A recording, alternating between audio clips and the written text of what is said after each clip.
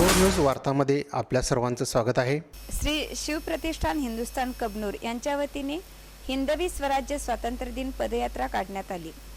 जागृत देवस्थान श्री मारुती मंदिर येथील स्वराज्य ध्वजस्तंभाजवळ श्री अजित खुडे, श्री विकास फडतारे, श्री मनोज जाधव यांच्या हस्ते ध्वजपूजन करून पदयात्रेस सुरुवात करण्यात आली।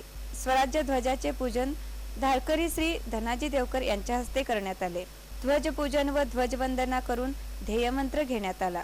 एकता आणि अखंडता अबाधित ठेवण्यासाठी राष्ट्रीय एकात्मता, सामाजिक सलोखा भावना निर्माण व्हावी, स्वातंत्र्यपूर्व काळापासून ज्या ध्वजाच्या अस्मितेत युद्ध, चळवळ, संघर्ष केला तो भगवा ध्वज राष्ट्रध्वज म्हणून दिल्लीत फडकावा, अशी आशा उराशी धरून स्वराज्य स्वातंत्र्य दिन पदयात्रा काढण्यात आली। गावातील मुख्य मार्गावरून राष्ट्रभक्तीपर गीतांचे गायन करत पदयात्रा झेंडा चौकात आल्यानंतर स्वराज्य स्वातंत्र्य दिन पदयात्रा का व कशासाठी याची माहिती देण्यात आली।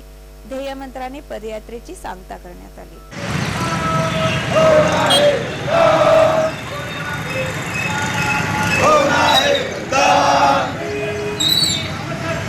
हिंद भूमि की हम संतान नित्य करेंगे उसका आदर। हिंद भूमि की हम संतान, हिंद भूमि की हम संतान नित्य करेंगे उसका आदर, नित्य करेंगे उसका आदर। मध्ये संदेह आला असेल की आज तर 15 ऑगस्ट आहे, आज आपण हातामध्ये तिरंगे घेऊन फिरायला पाहिजे होतं, की आज आपल्या हातामध्ये भगवा का? प्रत्येक गोष्टीला काहीतरी कारण असते।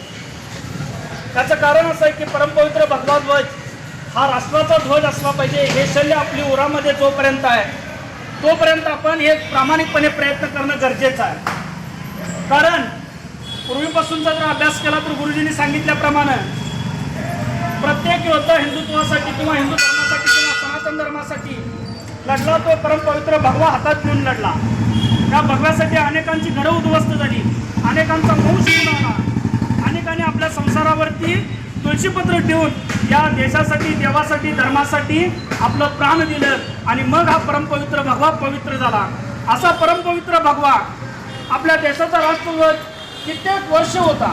अगदी दिल्लीवरती जो काही लाल किल्ला आहे त्या लाल किल्ल्यावरती सुद्धा परमपवित्र भगवा झेंडा आपला दिमाखातून फडकायचा। शिवरायांचे कैसे बोलणे, शिवरायांचे कैसे चालणे,